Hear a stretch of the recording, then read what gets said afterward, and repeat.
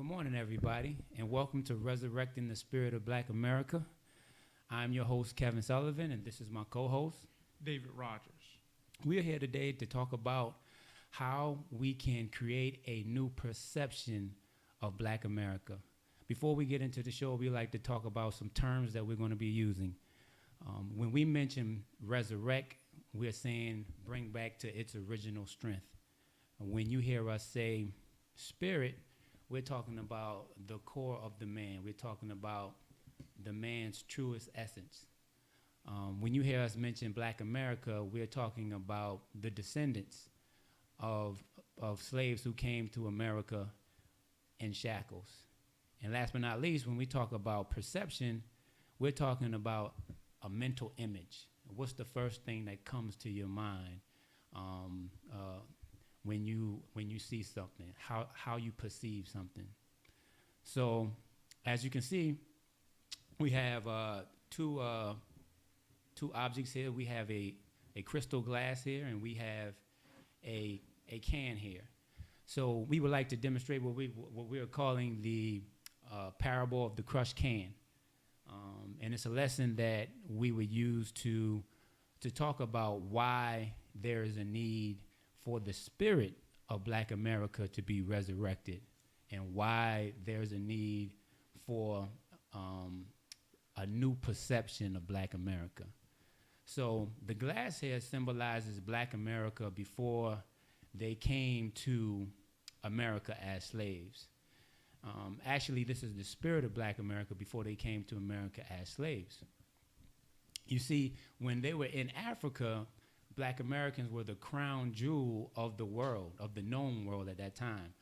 Nationalities, ethnic groups, different peoples from all over the world came to the Nile Valley to learn from the blacks, from the Africans, because they were masters in architecture, they were masters in science, masters in math, masters in agriculture, etc. So the whole known world came to the Nile Valley to learn from Black America.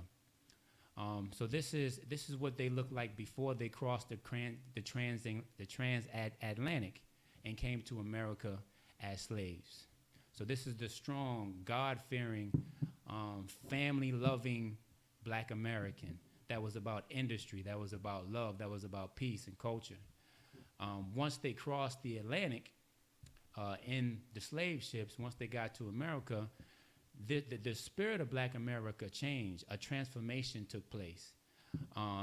And we see them as this once they came to America: a can, something dull, something lackluster. So after coming to America, being once the crown jewel of the world, being sold into slavery, reaching America and becoming slaves, the spirit of Black America changed. And in addition to that, they were introduced to something called Willie Lynchism. And that's basically something that is termed or coined how to break a slave. So in the parable of the crushed can, we're going to crush this can because this is actually what happened to Black America once they came to America. Not only did they lose their spirit and they were crushed in their spirit, but with the introduction of Willie Lynchism, they become completely demoralized. Everything that they know, everything that they believed in was crushed. The spirit of Black America was crushed. So it's a term called Willie Lynchism that we would like to expound on today. Building on our discussion last week, Willie Lynchism as a concept was based on the idea that a man named Willie Lynch traveled across the South to teach slave owners how to get their slaves in line, for the lack of a better term. And there's an ongoing debate, not only within conscious circles, but within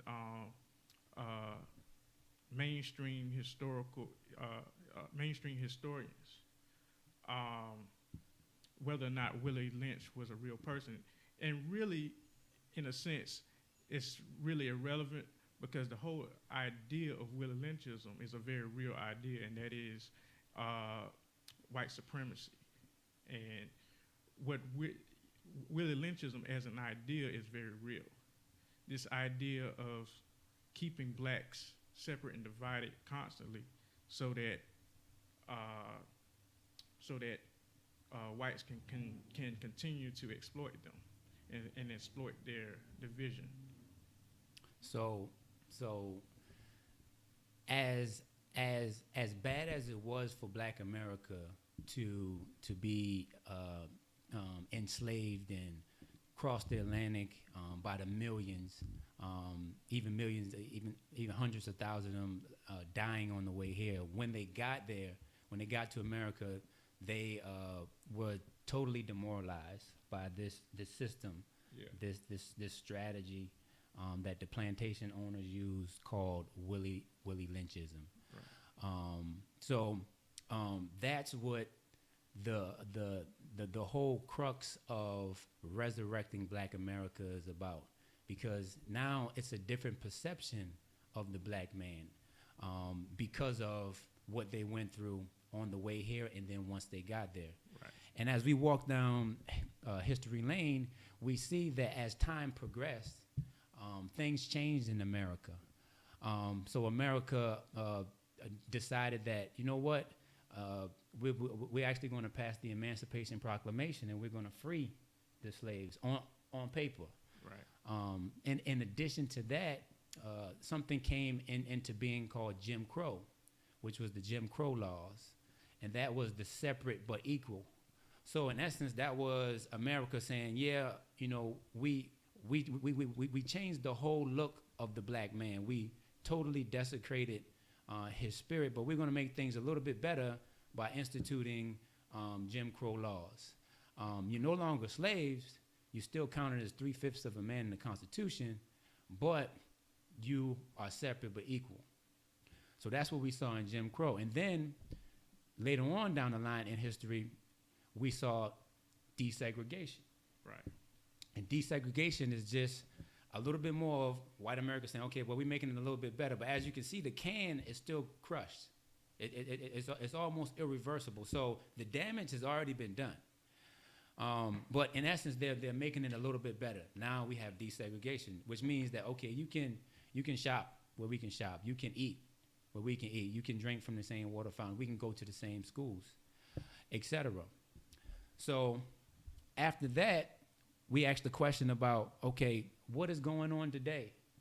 Like, has much changed from the 1600s to the 1700s to the civil rights movements, the Emancipation Proclamation, all the things Martin Luther King fought for, right. etc.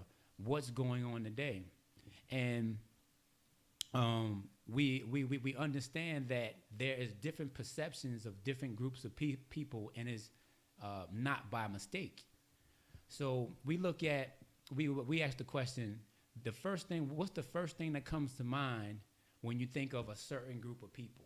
And we're going to start off with the Italian people. Right. What's the first thing that comes to your mind when you see an Italian person on the street, or if you have an Italian friend or something like? What's the first thing coming to your mind? Because of how the world is perceived and how we're programmed, the first thing we think of when we think of Italian people are family. They're family-oriented people. The man is in the house. The woman is in the house. They have a lot of kids, and everybody is always congregated in the house. Whether right or wrong, that's the perception that we have of that group of people. And also, what's the first thing you think about when you see a Jew on the street? Well, we're programmed to think that, okay, all right, when we see a Jew, well, they are community-centered people. Right. Not only that, they are the ones that you want to be your lawyer. You know, they're the one that you want to take your case. They're the one that has a lot of money. They're big banking people. They know good business. Those are the first things that come to mind when you think of a Jew. As a matter of fact, for example, in Baltimore, there is a place called Park Heights. Yeah. And for the most part, not across the board, but for the most part, all of the Jews live in Park Heights, and they have their own community centers. They take care of their own elderly. They have elderly centers. They have their own schools. They have their own churches. They patronize their own business, and it's all congregated in one section of the city. So they're community-centered people that's living inside the city, right? So those are two groups, and then the last group we're going to talk about is the Asians. What's the first thing you think about when you think of the Chinese, Japanese, the Asians? What the first thing you think about is, okay, all right, computers and how smart they are and how educated they are, and how they're about industry, et cetera, and how they're building all of these wonderful buildings and all of these magnificent bridges and et cetera. So these are currently. This is not fiction. Right. This is fact. This is the current perception of these nationalities. Now you look at Black America, right? When you're walking down the street, be true to yourself. When you're walking down the street and when you see a Black American on the street, what is your perception?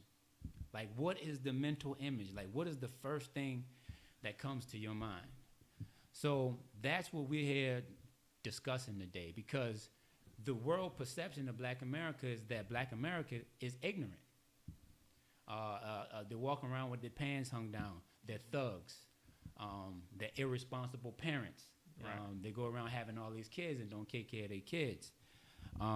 They're drug addicts. They're strung out on pills. They're strung out on heroin. They kill each other. They sell crack to one each other. That's the perception that the world, other nationalities have on Black America. So, yes, they'll say, okay, every once in a while they say, yeah, Black Americans, they're great entertainers. They can sell a good movie. They can make a great song. Yeah. And then that they always say that Black America are the greatest athletes in the world. But that's small in comparison to the amount of comments you'll hear about Black America when it comes to the global picture. The perception of Black America is this right here. This is the perception of Black America. Not them being a crown jewel of the world, not them being the masters of architecture, the masters of math, the masters of science. This is the perception of Black America, something that's dull, something that's ignorant, something that's beneath. So the last show, we talked about policing in Black America, right? Yeah. And we talked about how the policing took place from the Emancipation Proclamation up until now. And we touched very briefly on the concept of the sheriff. The plantation overseer is now the sheriff after slavery. So the plantation overseer has the responsibility of protecting and serving the same group of people who he had just enslaved over a certain amount of time. So we brought the question up. It was like, how can a wolf protect a sheep? It's virtually impossible. The only way you can protect someone is if you truly love them. So that's how we went into the last episode. We spent a lot of our time talking about policing in America since the Emancipation Proclamation. And we covered a subject called the other. Right. Building on what we discussed last week,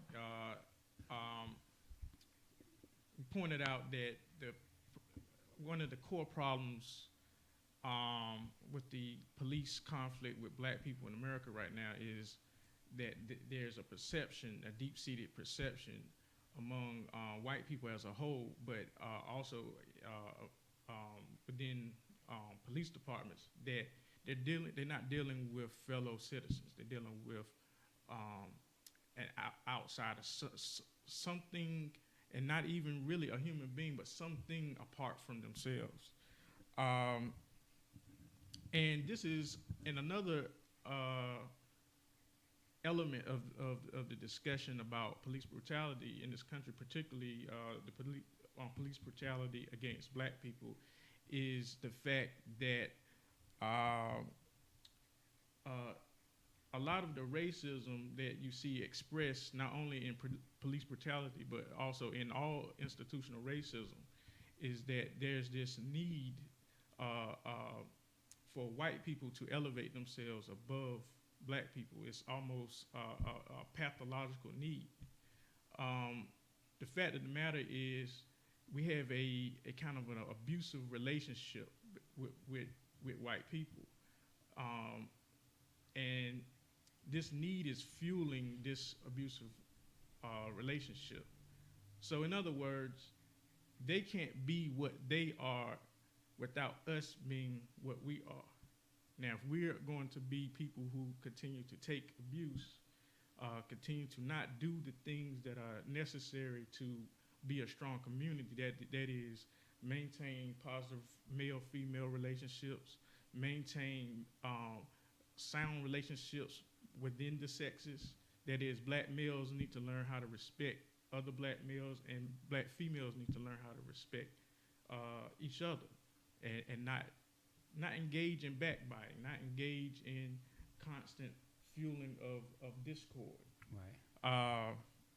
So it's just like in any other. Think about your own individual relationships. Right.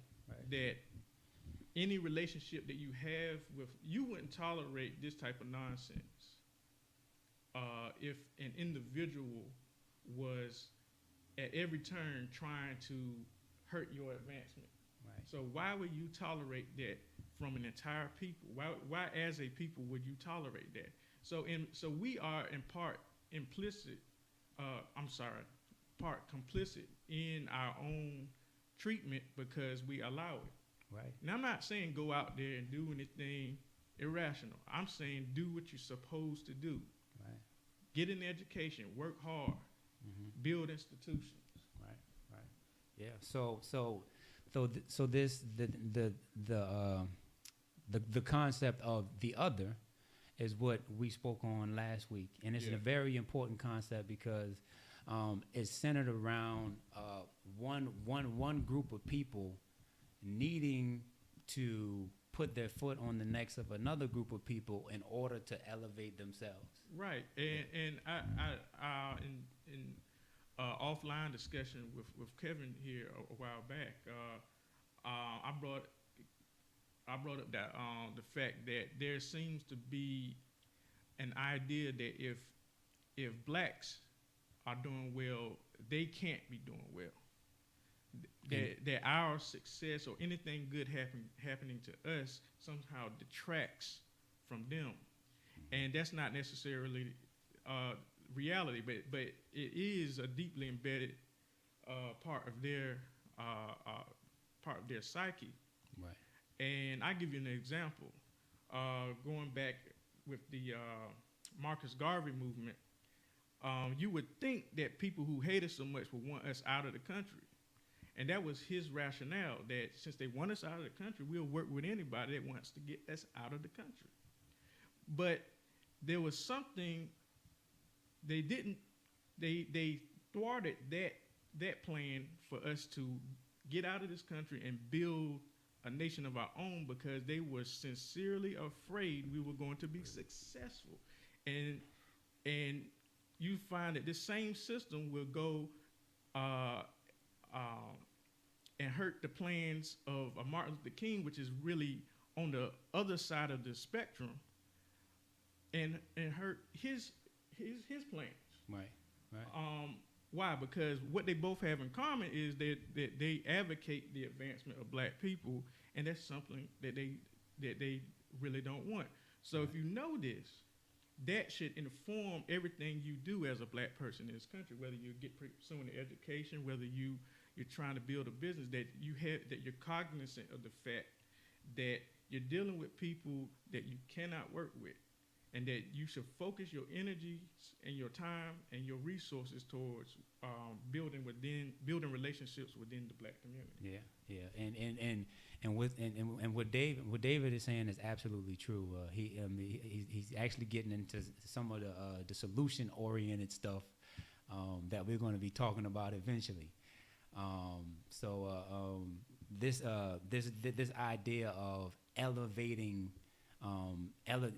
the need to elevate themselves by belittling somebody else is a serious concept, and that's basically the thread of what we're going to be talking about, because we already talked about policing in America since the Emancipation Proclamation.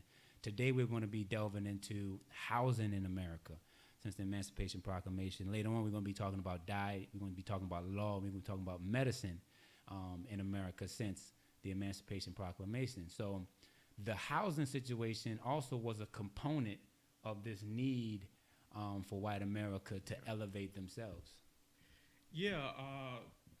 Going back to the black migration that occurred from the late 19 teens all the way up to the early 50s. You had this mass migration out of the South into northern cities. Now, normally in a capitalistic society, when you have an influx of people moving into a region, that region accommodates that influx of people by people starting businesses and building housing to accommodate this influx. Well, interestingly enough, that didn't happen because the whites in these northern cities simply did not want, their idea was these guys would come here, come to Chicago, come to New York and work and go back home. Now, nobody in their right mind would go back to the South at that time.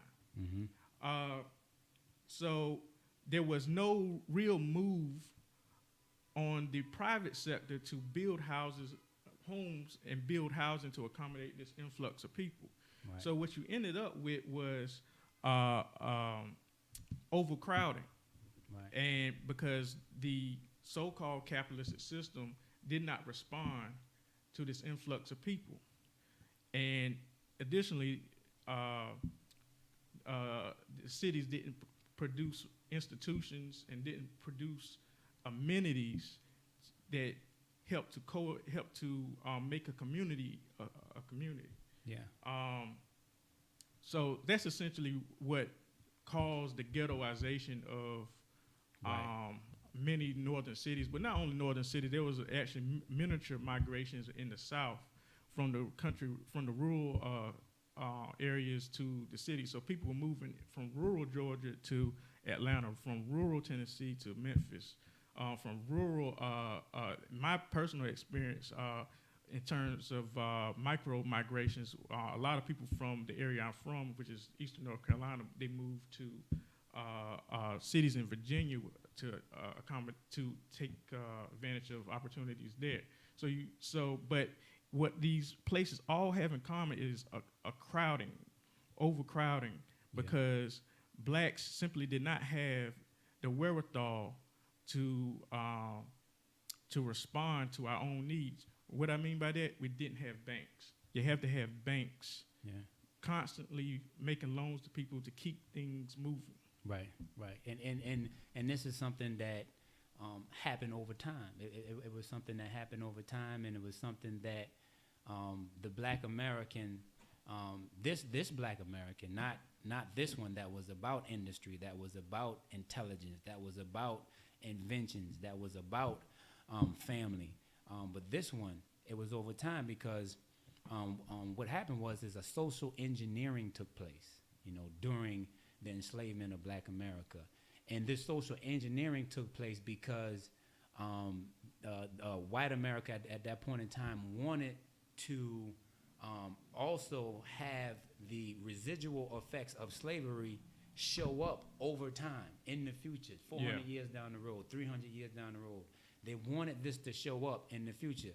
And this is what we're seeing today. This is the image, or this is the perception of Black America. you know, it's obvious to us that perception is everything. I know you heard that everywhere you go, whether you go, whether you're with your friends, whether you're in corporate America, you always had perception is everything. So what a person believes about your product is everything. Right. Whether your product stands for this, whether your product stands for that, but it's what they believe about your product. So that's the problem with Black America. It's what people believe about our product. Not about our product, but it's what people believe about us. Right. And it's false. It's something that's been manufactured. It's been something that they've been made to believe. So there is a reason for the black man not being in the house. There's a reason for blacks being crowded up in ghettos. Yeah. There's a reason for the violent behavior amongst blacks. It's the reason for all of this stuff. And there's a story in the Bible about the Israelites. They were enslaved in Egypt by Pharaoh. And long story short, they made it out of slavery. They made it to the other side, right? But when they got to the other side, the people who were enslaved, the people who totally abhorred slavery, they hated it. It was the worst thing in the world. They prayed to their God, get us out of this situation. We hate it.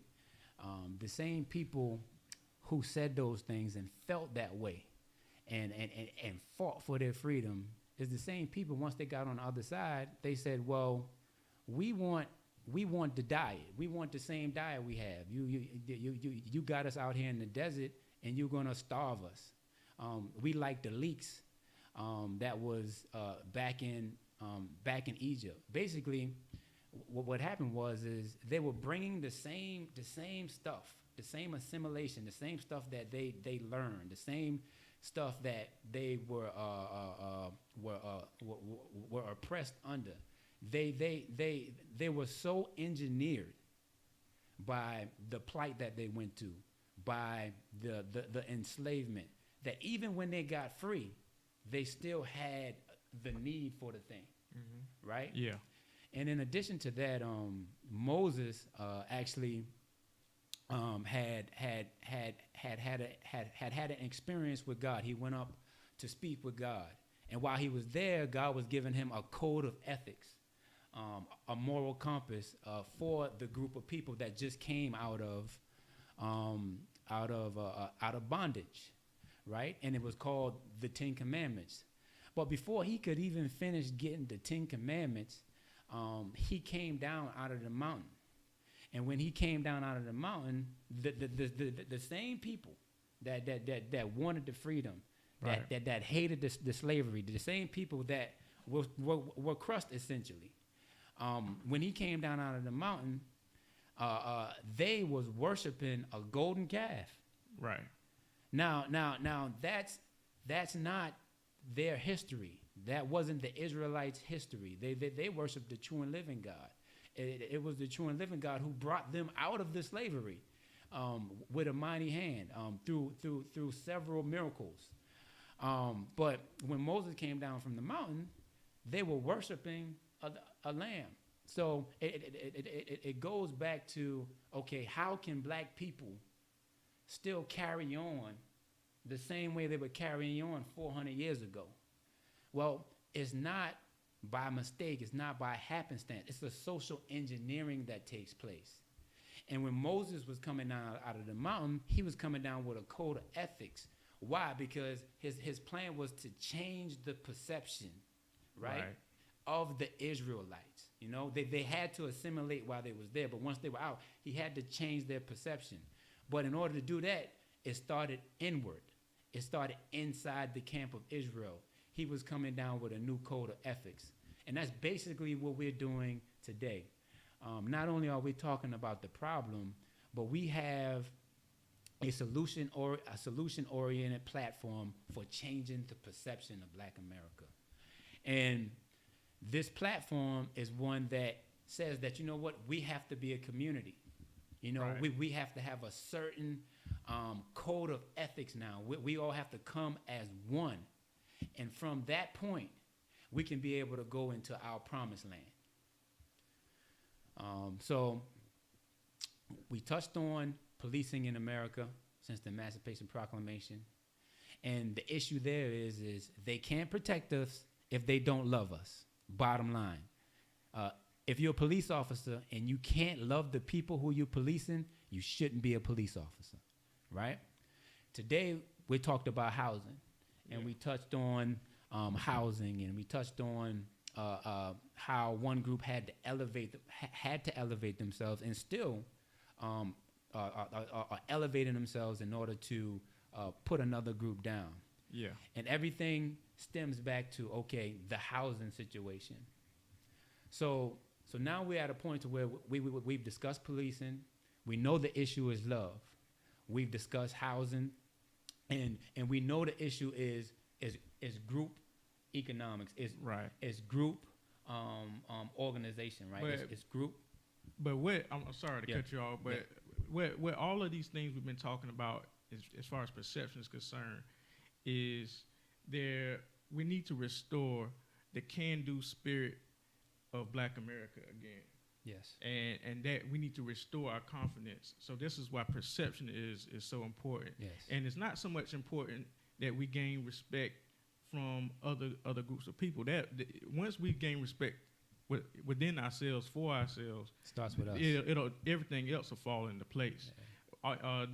We talked about the Jews earlier. Yes. Now, while a lot of groups might be anti-Semitic, Right. they respect Jews. Right. See, and we want respect.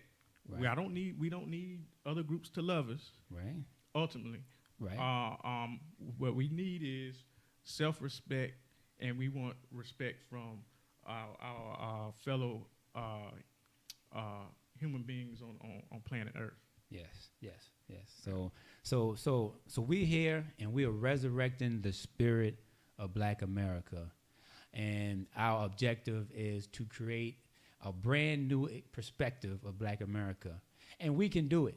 It's not hard. It's not rocket science. We can create a brand new perception of Black America, a brand new mental image. Right. And it starts with us as a community. It starts with us having these kind of discussions, us sitting around the table with our young ones, us sitting around the table with our older ones, us coming together and saying, yeah, you know what? The harsh reality is this actually happened.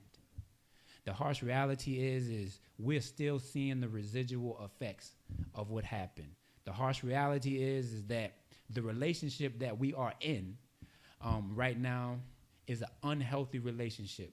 Right. The harsh reality is that we have our own internal problems that we need to fix. But more importantly is the can-do spirit. Yeah. And not only the can-do spirit, but the right now spirit. Right. You know, we are trying to spark and ignite a fire inside every Black American, and that fire of righteous indignation, that fire of we will always be successful. We will not lose, no matter what somebody thinks of us, no matter what no matter what traps, no matter what devices that somebody is using against us, we will overcome. But not only overcome, but we shall be mighty conquerors in this earth. We shall be great men and women of God. And it happens today. Yeah. We don't have to wait for somebody to stand up and say, okay, Black America, we're actually doing it this way. No, it can start right now with you talking to your kids about the same subject matter.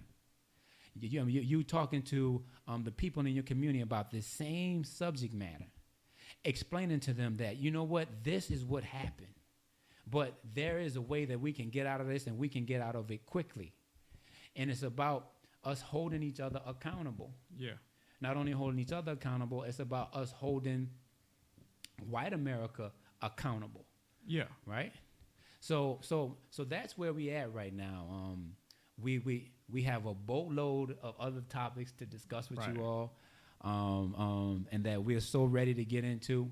But notice one thing. Just like Moses came down from the mountain, and he had a code of ethics set up for the community because he understood that there was a transformation that took place when they were there. But if they were to go into their promised land, there had to be a renewing of the mind. Exactly. But that renewing of the mind, it took a code of ethics, a new way of doing things. Right. And it took the acceptance. It took the people had to believe that there was a new way of doing things, but they had to also accept that, you know what, this is what we need to do, and this is where we're going. Yeah. So thank you for watching the show. We welcome you back next week, where we'll be talking about, more than likely we'll be talking about the dieting aspect. Yeah. Since the Emancipation Proclamation. So policing is a big problem today, and we talked about that last week, and the effects of policing over the years, and how that has marred the spirit of Black America. Today we talked about housing and how that has given a certain perception about Black America. But also, while Black America was enslaved, not only was white America, not only did white America plan for them to be our landlords. Right. So they say, y'all free, but once y'all free, y'all gonna have to buy land from us.